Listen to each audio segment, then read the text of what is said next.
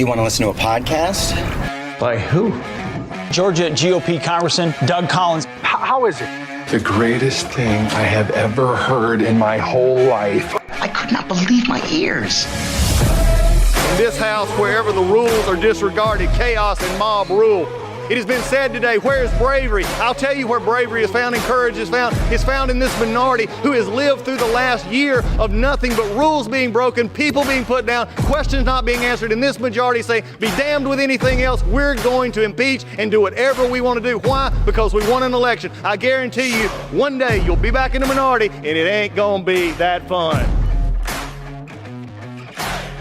Hey everybody, you did not know what you were missing, but now you do. We go away for 3 or 4 weeks and you realize Friday's Finest was not Friday without us. And here we're back. The boys are back. The boys are back in town. Hit the music, James. The boys are back in town. We're ready to go. Chip, James, Doug, we're all here ready at it. Got a lot of things going on today, but folks, it's been good. I know the last few weeks we've been on the road. Thanks for the results. We had some good positive feedback on the summer blockbusters and the movies and everything else, but we got lots going on still that we're going to catch up on today. We have James's trip overseas. James, yes, in our time away, James went overseas and actually returned safely. We did not have to invite the State Department to get him home, so we were actually excited about that. Italy kept him for a little while and then brought him back. So we're glad to have that. Chip is back as well. I'm back. We're all good to go here. So in just a minute after the break, we're going to kick into our Friday's Finest. We are experiencing instability at every level. Our government lacks leadership and Bidenomics has been a disaster. The economy is in a fragile state. Inflation has been a consistent issue. High interest rates have put significant pressure on the real estate market, and there have been major bank failures. And many analysts say a stock market correction is likely overdue. We have global conflicts in Europe and the Middle East that have potential to spread, but gold has soared to record highs even among the tensions. There are so many reasons that Americans should consider investments in gold and silver, and Legacy Precious Metals is the gold standard. I love Legacy Precious Metals because of their zero-hassle, education-first approach. They can help you roll your traditional IRA into a gold IRA or ship metals directly to your house. That's what I do. So go to www.legacypminvestments.com to download their free gold investment guide. And look, I've read it. You need to read it. There's so much valuable information in there. So friends, now's the time to not roll the dice with your hard-earned money. Find out about the growth potential that gold and precious metals can offer you. Contact Legacy Precious Metals today and tell them that Doug Collins sent you. You might have heard Mike Lindell and MyPillow no longer have the support of the box stores or the shopping channels as the way they used to. They've been part of the cancel culture, so they want to pass the savings directly on to you by having a $25 extravaganza. When Mike started MyPillow, it was just one product company. With the help of his dedicated employees, they now have hundreds of products. Some of you may not even know about that. So to get the word out, I want to invite my listeners to check out the $25 extravaganza. 2-pack multi-pillow use MyPillows are just $25. MyPillow sandals, $25. Their 6-pack of towel sets, $25. Brand new 4-pack dish towels. You guessed it, just $25. And for the first time ever, the MyPillows with all new Giza fabric, just $25. All orders over $75 will see free shipping too. This amazing offer won't last long, so go to mypillow.com and use the promo code Collins, that's COLLINS, or call 800-986-3994 today. That's promo code Collins. All right, we're here. As I've told you, we're excited back here on Friday. A few things, though, for Chip and I to discuss. We got some political on the news. Trump went back to Capitol Hill yesterday, and I have to admit, Chip, his comments were some of the most the public-facing comments. I've heard from the comments that he was sort of, he did his normal kind of stuff in the, talking about his problems and stuff. But what got me was when he was at the press conferences yesterday, and I was very proud of this because I was glad to see it was sort of focused on this. When he was at the press conference, he was talking about we're all together. We may have all not been together, but now we're getting back together. If we don't, we work it out. That seemed like a different kind of, sort of press conference you'd expect after that from him. Yeah, look, first of all, it was hard for me to believe that it had been almost, it had been 3.5 years since he had been back to the Hill. Which is it's hard to believe that it's been that long, but it has. And look, we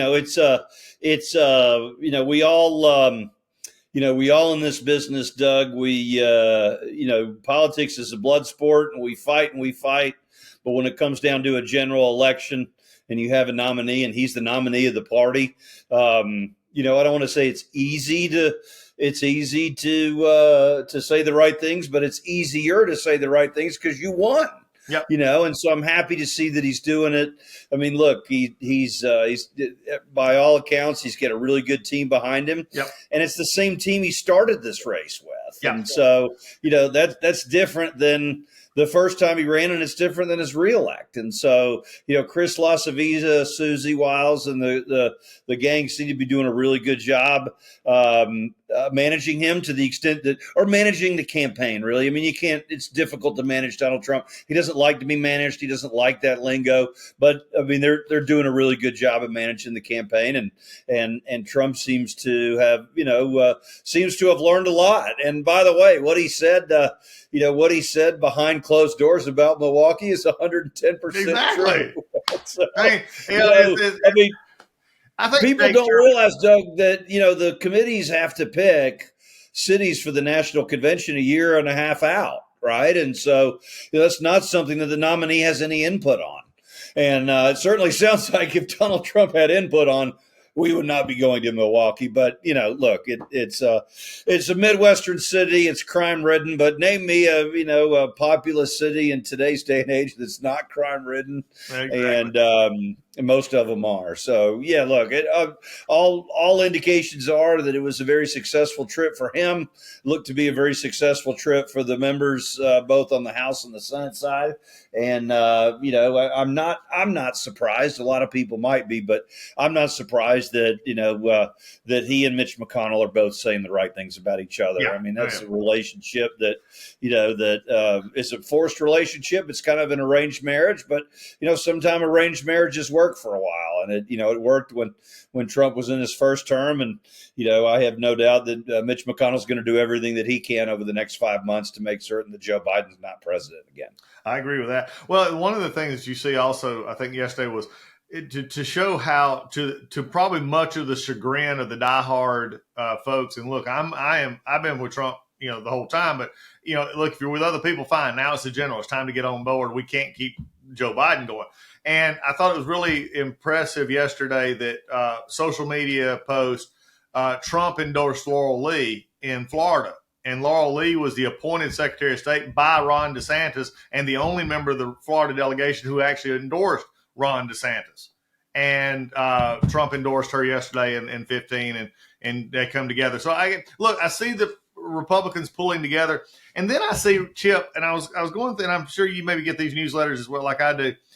It is amazing to me, Axios, which is, just Axios, if they put any good poll numbers about Trump, they always include a line such as they'll put a reality check, and then they'll say, well, this only applies to this. Now, if they do anything fact-checking Biden or polls to Biden, they never do a reality check. It's just they can't get over themselves dealing with Donald Trump. And I was just reading, of course, probably let it go, but I was just reading just a few minutes ago, and I think it was the Politico newsletter that comes out in the afternoon. And it had an article by either from someone from Semaphore or the other that they still cannot understand Donald Trump's, the African-American attraction to Donald Trump. It is like they have tried so hard to paint him as a hardcore racist. And the latest ad from the Biden administration shows the pictures of Charlottesville with just the racist, part of it, and he says these are fine people. They never include the entire quote. They never include, the whole thing. But they keep going back to this racist and democracy thing, and they don't understand it. What's your take on that? Because that's such an amorphous thing for an electorate. I think they're struggling because they don't have anything else.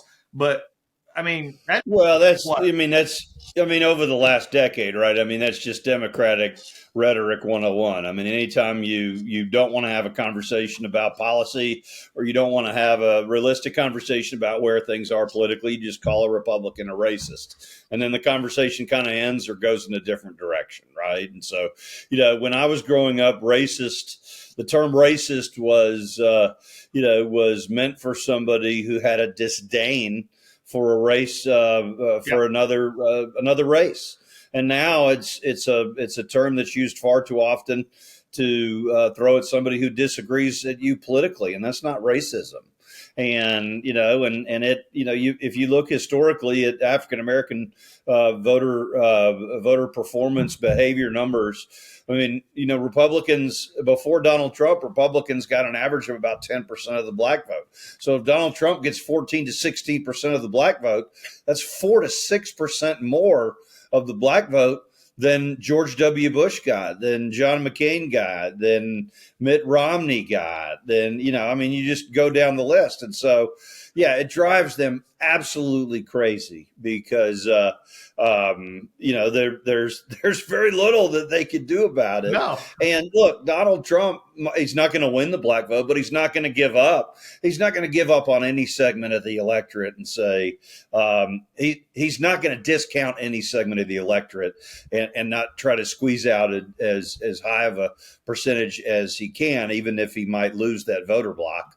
And Joe Biden can't do that. I mean, look at him, just yesterday on the world stage.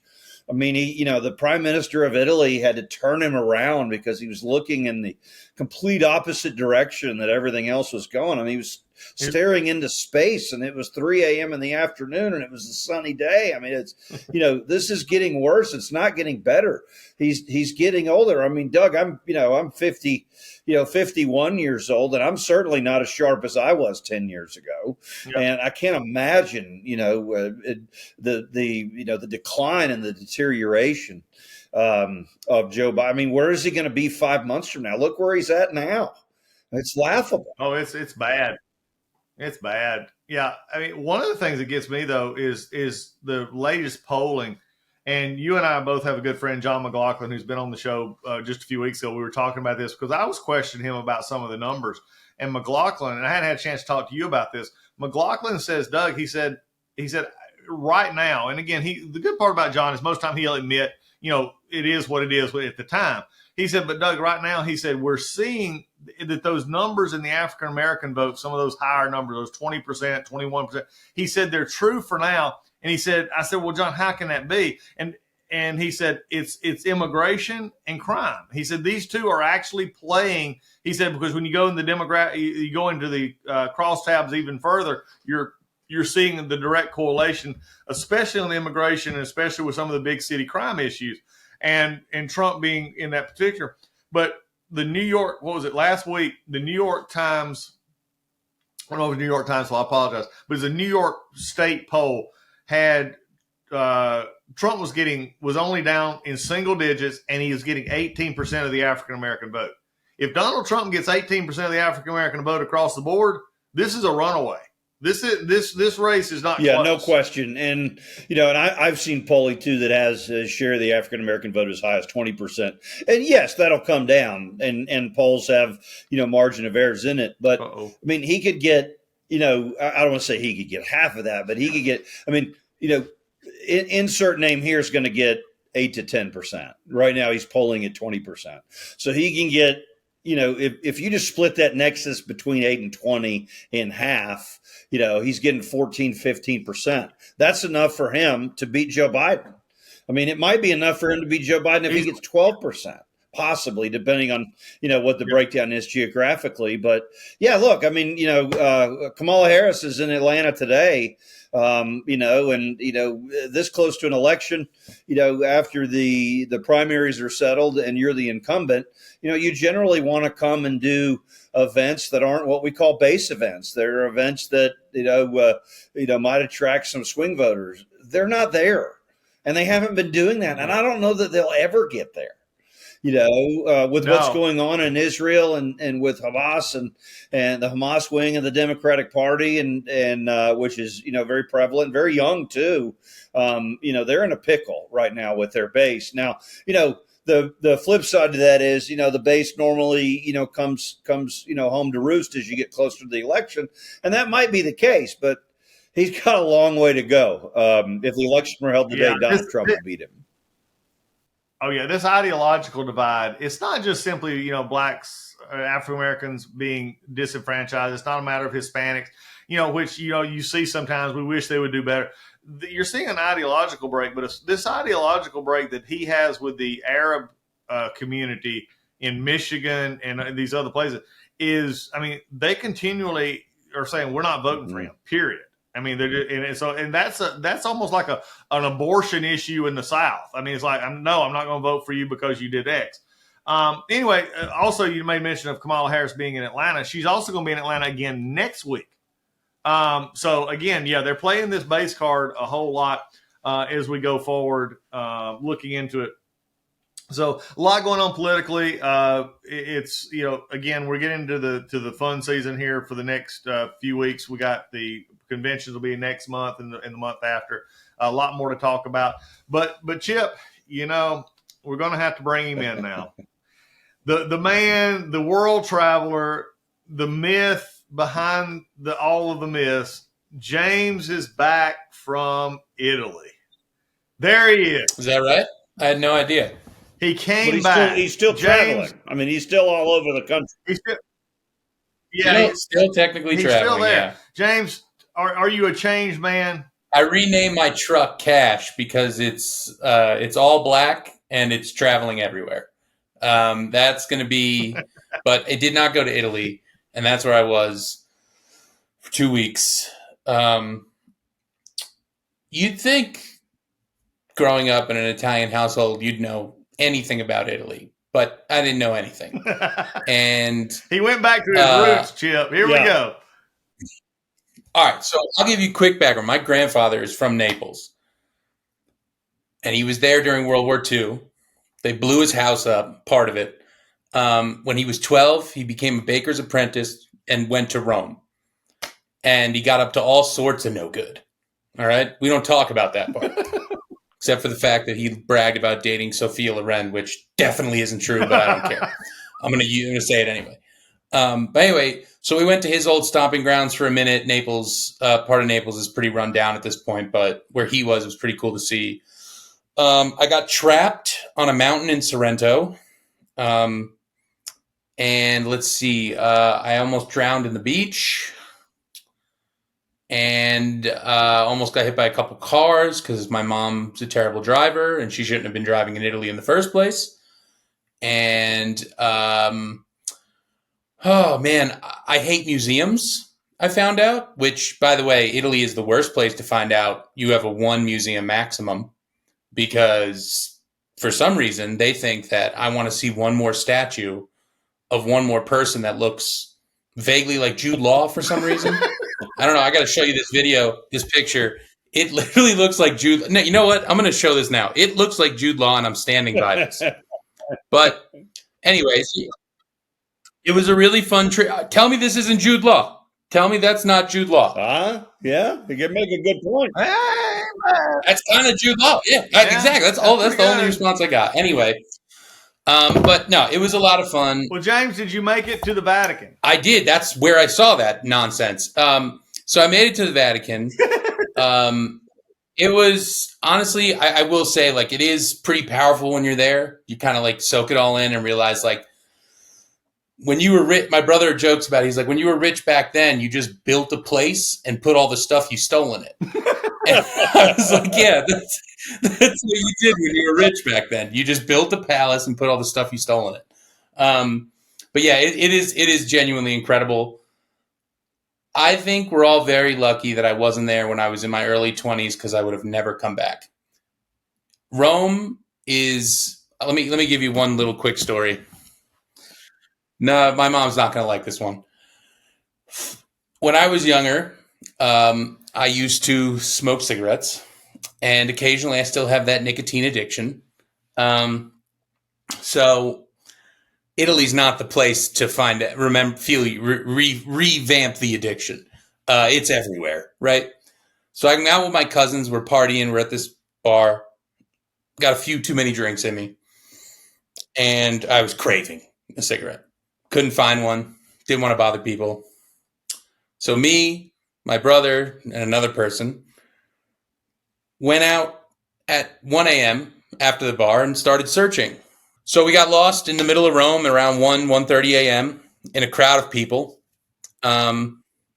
We all kind of got separated. I ended up walking for almost an hour and a half till I found a cigarette vending machine, guys. That was barred up, and you have to use your license to get in. Now, again, I said there were a few drinks in me, so I wasn't few. So this thing wasn't taking my license. At 2:30 a.m. on the streets of Rome, I am yelling at a cigarette vending machine because I couldn't understand why I wouldn't take my American license. I was like, it says English. I could do it. I'm screaming. My brother is like, you ever see the movie where they try to hold someone back from fighting? I am fighting a cigarette vending machine at 2:30 a.m. in the middle of Rome. Finally, my brother convinced me. He's like, let's just go home. We'll figure this out. So we finally make it back. Wake my poor mother up at 3 a.m. because she's got the keys to the apartment. So we finally make it back. I wake up and I get a text from my cousins. And the third person that was with us, who said he was going to go back to the hotel, did not go back to the hotel. Uh-oh. He woke up. He stayed up till 5 a.m. eating he was found at a lasagna spot that's all night. They just found him eating lasagna with random people. He said that he had about 3.5 trays worth of lasagna. So anyway, don't trust us drinking, ever. Never trust me and the boys drinking. But anyway, if I was in Rome when I was 20, 22, 23, I would have been gone. That would have disappeared. I would have learned the language. You'd never hear from me again. It's my favorite place on the planet, and I'm going back as soon as possible. Dude, that sounds like a great place. I mean, it was. I just hope that there was no video of me screaming at a vending machine somewhere on the internet. There was video.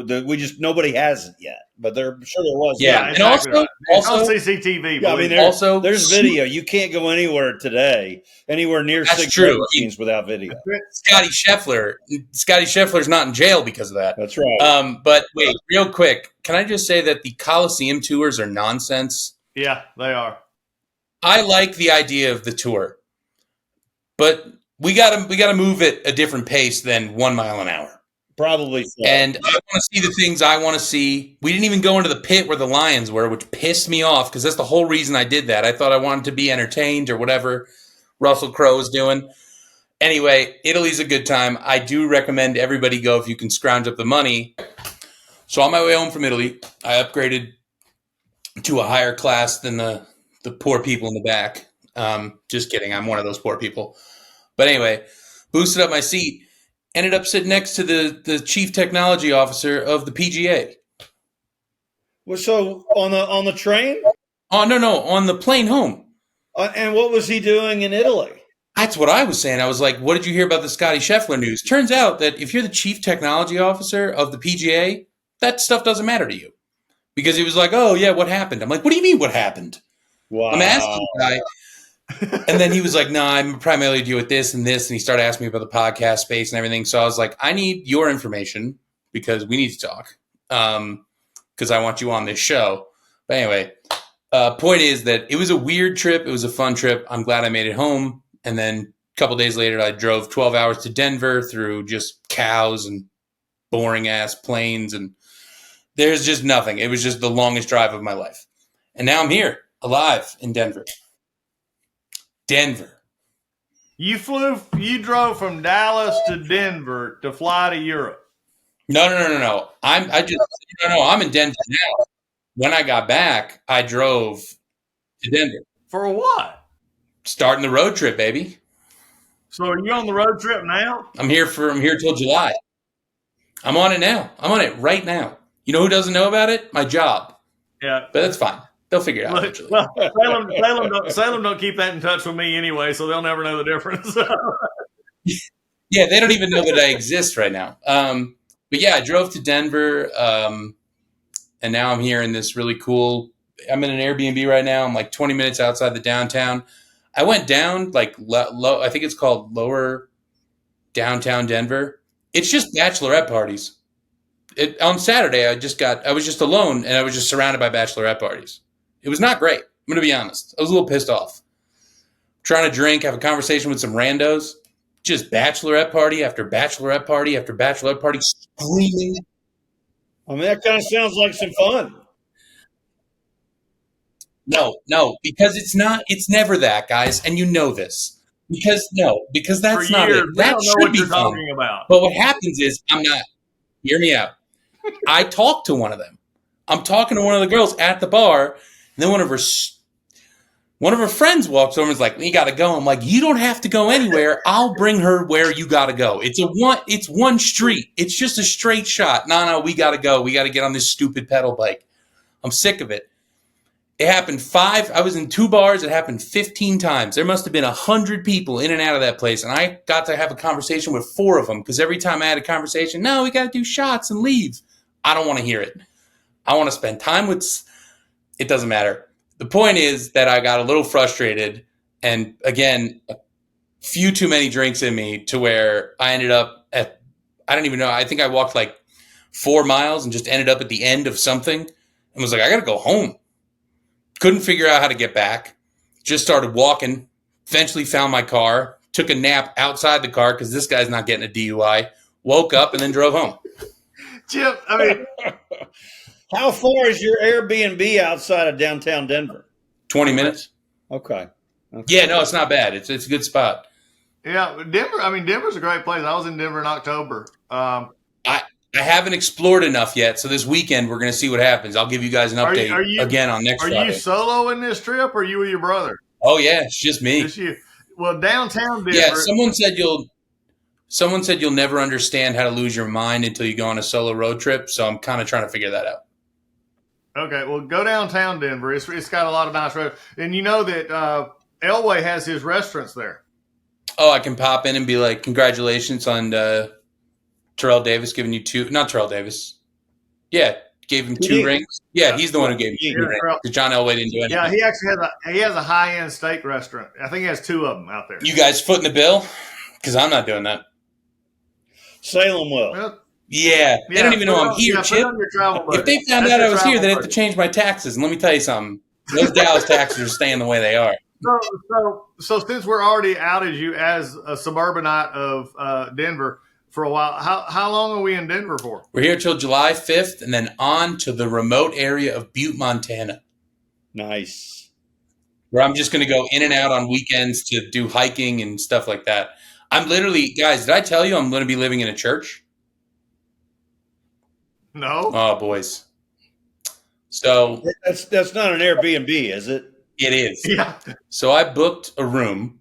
Shouldn't have booked the room, but the name made me laugh, so I booked it. It's called the Orphan Room. At the That park? should have given me all the pause I needed. But anyway, so I booked it, and then like 2 months, 3 months later, after I booked, she goes, "Hey, I got to switch your room. I hope you don't mind." She's like, "It's still the same. It's still my property, but it's like a couple blocks down." I said, "Yeah, sure. Where is it?" She goes, "It's a church." And I said, "Are you renovated the church?" She goes, "No, it's just a church with a big bedroom in it. I have the whole church to myself for a month. It's got pews, stained glass." Guys, Okay, you're gonna have to bring pictures. I'm going to get cited in this place at some point. No. You need to join us on Friday's Finest, like from the church. From the altar. Yeah, from the church. altar. Yeah. Is that Yeah, sacrilegious to be on the altar doing a podcast? It has to be. I don't know. Let me ask you this. Well, hold on. Before we answer that, is it an active church? I mean, do they? No, it's not an active church. Well, Let me it's see. not sacrilegious. There. See? That's all I needed to hear. Doug, I do need to hear from you, though, since you were a pastor. Those are the rules. Yeah, it sounds like they've changed his title. And look, the one thing, though, James, I would not recommend if you see on Airbnb coming through the South and they're recommending you stay at a church, I'm not sure I would do that. Okay? Oh, wow. Yeah. That is pretty wild. That's okay to do in Butte, Montana, but you don't want to do that in the South. No. Butte, Montana's fine because this lady's super nice. We already talked it out. She's giving me a little discount for changing. I'm good. I'm happy. But I am a little concerned. You'll be fine. All right. Well, speaking of which, did you get an audience with the Pope, by the way? We were meaning to ask that. Since the Pope went to the G7, we figured you probably had to prep him a couple weeks before. Oh, you mean when I was in Italy, did I talk to the Pope? Yeah, no, we're good friends now. I tell you the one thing though about it, and Chip, have you been to Italy, Chip? No, I want to go. I almost went a few years ago, but I've not been. I want to go.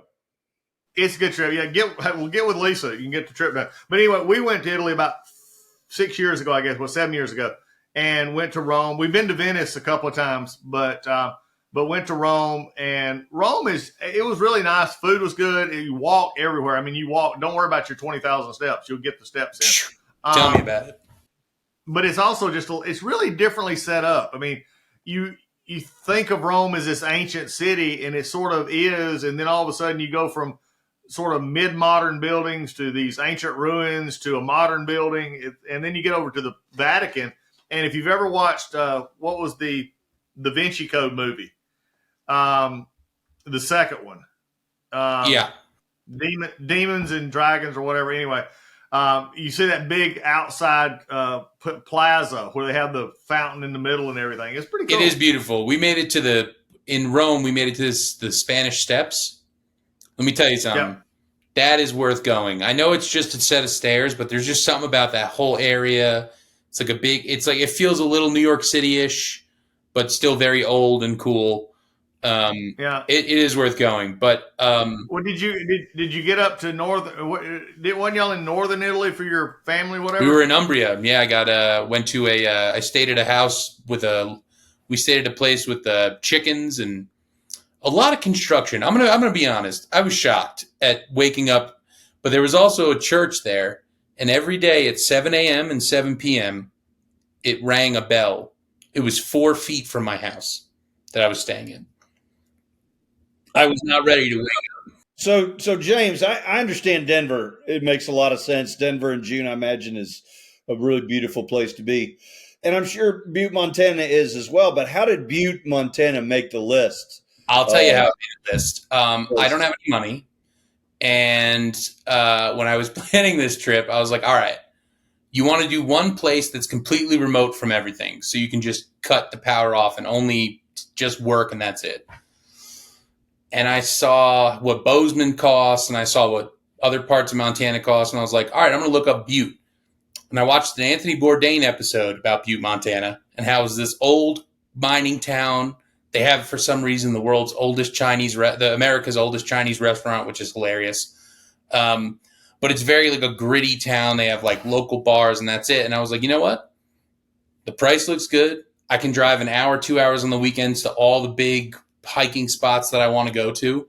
And I don't know anybody there, so I'm going to it's a small town, so I'm going to make the best of it. And that's how Butte happened.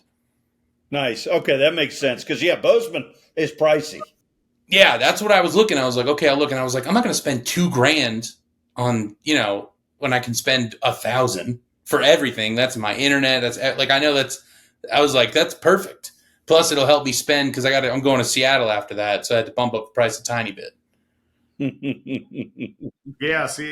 Don't go in downtown Seattle. No. I got a friend in Seattle. We're good. And then I'm going to Portland, where I can't even tell you where I'm staying because I'm pretty sure it's the weirdest place on the planet. And then I'll be in Oregon for a little while. Then California, I'll be in San Diego for 2 months.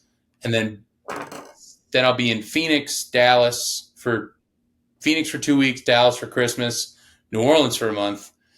And then I got to decide where I'm going after that. It's either going to be Georgia or it's going to be Tennessee, and I'll pick one. So you guys let me know. Should I go to Georgia in February or March? March is much better than February. In March it is. It's been decided. I'll do Tennessee first, and then we're doing Georgia. You guys said I could stay with you, right? I think that was something along the lines like that. You guys got a camper I can live in? No. Camper? But no, you guys are going to teach me to hunt while I'm down there because I don't know how. So yeah, we got a church. You got a church, I could say. Hey, your travels. By the way, get up to Great Falls, get up to Shelby. You got the Indian reservation up there. You've also got the Glacier National. I'm hitting that I'm definitely hitting that on the weekend before I leave for sure. I did a couple of weeks up in Shelby, Montana. I did a revival at a church at a Bible school. We actually took about, 35 teenagers and adults, drove them across country while we're on this travel episode here, drove them across country with 3 vehicles from Georgia to Shelby, Montana, and did a Bible school up there. What? Wow. Yep. What was that, fun. Like a 25-hour drive? It was 2 nights oversight. Yeah.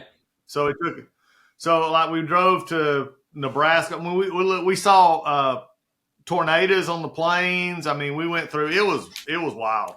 Listen, that's the part. Like, I love the idea of being on the road. Like, no planes. I don't have to. I can leave when I'm ready. Well, they're going to kick me out of the Airbnb eventually, but you get to leave when you're ready to go. Like, I don't know. I like the idea of just being solo and meeting weird people. Yeah. Well, seeing how it's also Friday and we're in the middle of the U.S. Open, let's turn our attention away from travels. We'll pick up some more here later. Pinehurst is killing people this week. Yeah. Well, I mean, look, most greens are not what they call turtleback greens or domed greens.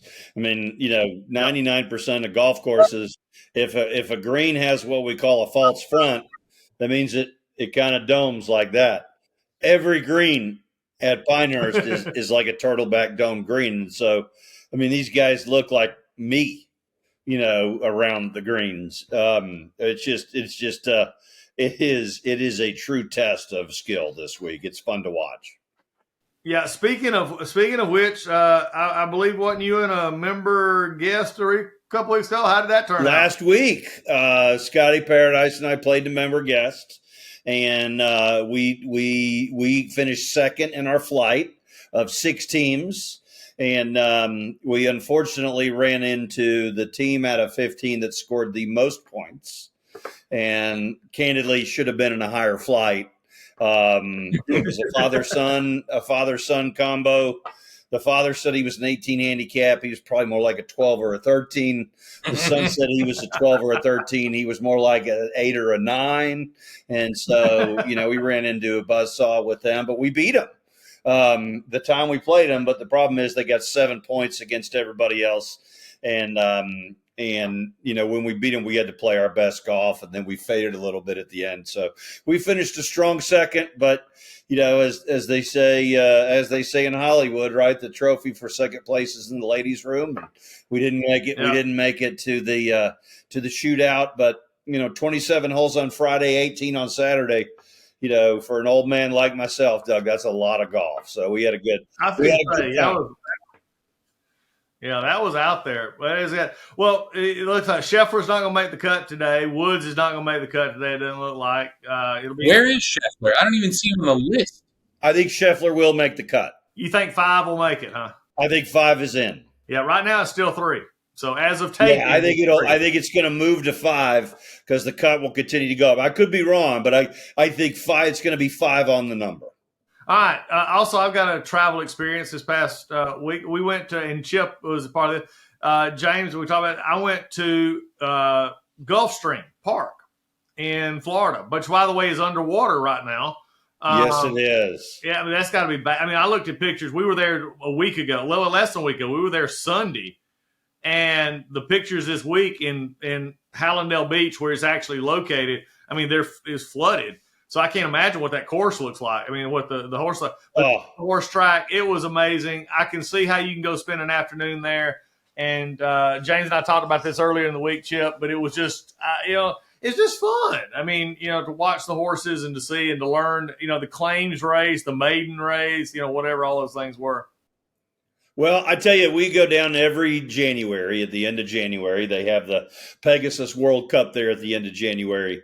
And this past year when we went down, we took off from Atlanta, and it was 44 degrees and raining. And we landed in Fort Lauderdale, and it was 78 degrees and sunny. There you go. I mean, so I know, and Doug, you see what a beautiful track it is, all right? And it's, they do a great job with it. It's one of, I think, 2 horse tracks in the country that has 3 different surfaces. They have what they call Tapeta, which is a synthetic track. They have dirt, and then they have, turf, which is grass. Santa Anita has that, and I think Gulfstream's the only other course, or the only other one that does. Keeneland might, but no, I think Keeneland just has dirt. Anyway, but yeah, I mean, you saw it in June, and it was still pretty. Imagine going down there in January when everything else in the country is below freezing, and it's just 75 and sunny in Hallandale Beach, Florida. It's a glorious thing. And then unfortunately you have to get on a plane on Sunday and come back, and when you land, it's 30 degrees cooler than it was when you took off. Yeah, well, speaking of coming back into Atlanta And right now in Atlanta, the Fulton County Courthouse and the Fulton, we talk about Friday's Finest because we're just talking about stupidity at this point. Everybody's getting focused on, and James and we've all talked about this, the Fonnie Willis saga. By the way, how many of you caught the Nathan Wade? This is why you pay attorneys and press people to be with you at interviews. James, did you see this? No, I'm just Googling it right now. What did I miss? Oh my God, Chip. Caitlin Collins? Chip, can you imagine that? No, he was getting ready to. He was getting ready to confirm his perjury on the stand. Do not under any. And by the way, Nathan Wade is an attorney, and he's a good attorney. But you could tell when you watch the hearing, in the courtroom, neither Nathan Wade nor Fonnie Willis wanted to talk about the first time they got together. Right? I mean, it was. It might have been. I didn't really think the relation started then, but maybe it was fall here. He got to ask that question by Caitlin Collins, and they had to stop the interview, and then they went into the corner and kind of talked to themselves. And Doug, the comms guy was going, under no circumstances do you tell her the first time you banged Fonnie Willis. Oh my God! It was because the Court of Appeals is going to use it again. Yeah, because Judge McAfee will call you back into the stand tomorrow for this. I mean, it's like, oh my God! And what is he doing touring anyway? Well, and not only that, Doug. Not only that, but that. Did he not expect to get asked that question? Did he not have? If you're preparing Nathan Wade for any interview, that's the one question you. That's the first question. You know what's fun? What's weird? Okay, so that it feels like court lately, and I know people have been talking about this a lot, but it feels like all these major cases are just like giant jokes. It feels like you have this case where he was about to say something very dumb, and it was just in an interview with CNN. But then we talked about this last week with the Hunter Biden case. The fact that his own words from a voice recording from a book were going to get him in trouble. That's the funniest. I can't get it out of my head that they had like an old school recorder. And so the prosecutor just walked up and clicked that big button, and all of a sudden you just hear Biden saying exactly when he was on crack. Like, that to me is the funniest thing. And then you have the Young Thug case, which is just a massive waste of time at this point. Oh, it was 2 years of money just being thrown in the trash because the judge was like, I had a secret meeting, the Young Thug's attorney was like, they have a secret meeting, and all of a sudden he's like, where'd you get that information? I can't tell you. You know what? You're going to jail. That's literally what happened. Well, in the DA office, Fonnie's office is one of a senior assistant district attorney is leading that case. And she was sitting in the ex parte meeting with the judge, and they have been completely silent. She needs to be disbarred. The judge needs to be sanctioned and removed from the bench, and the trial is going to mistrial. There's just no way around it. But the funny thing, if y'all watch the testimony of this guy that they keep going back and forth with, oh my God, he is hilarious. He said, I'll tell them anything they want to know to get get the pressure off of me. I tell them her shoes is whatever color they want me to tell them it is. It is amazing to see this, and for a judge to ruin his career over this. To show you, though, how everything is so intertwined in politics and Fulton County courtroom. So Brian Steele, who is the criminal defense attorney, who's a well-known criminal defense attorney in Atlanta, and very good, but he does not represent anybody in the election interference case. But when he got sanctioned by the judge, the attorney that came to represent him in that sanctioning is Ashley Merchant, who represents Michael Roman. And Ashley Merchant is the one that came forward with the goods of the relationship between Fonnie Willis and Nathan Wade. You can't make this stuff up. It is amazing. And Ashley, another good attorney, Ashley Merchant, she come in and she's there on the next day after this when they filed the appeal, which, by the way, the Supreme Court took this appeal away from the Court of Appeals before it had even been docketed at the Court of Appeals, and basically told the Court of Appeals, when you docket this case, you send it straight to us. You don't even hear it. You go straight to us with it because this is so stupid.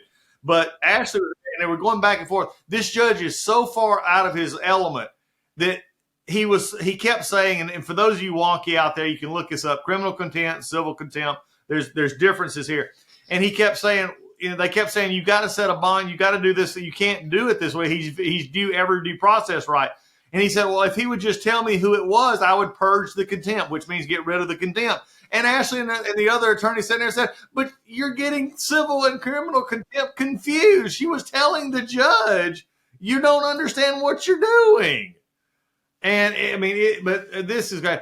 So you have that. You have the witness who's talking about, he can't see. He stood up in the courtroom, and they said, "Is this person here?" And he starts looking around for like 30 seconds. He's just looking around. I think that's him back there. I can't see close up. I mean, it's a joke. And to think, with all these crimes going on, all this horrible stuff, yeah, the biggest crime is in Jacksonville, Florida, where they paid somebody $55 million a year who hasn't done anything. Oh, now we're getting into the Trevor Lawrence. Sorry, the Georgia boy. It just popped up on my phone while I was trying to read the Finding Willis stuff, and it was on the lower bar, and it's all over the place. Hey, $55 million a year. Look, I have to admit I was a little surprised by that as well. But, I mean, look what Atlanta's paying Kirk Cousins. Yeah. Right. I mean, he's getting that's what I'm saying. But at least Kirk Cousins, and I hate saying this, he hasn't accomplished technically anything. But he's been reliable for 4 years. Lawrence. He's been reliable. Either one.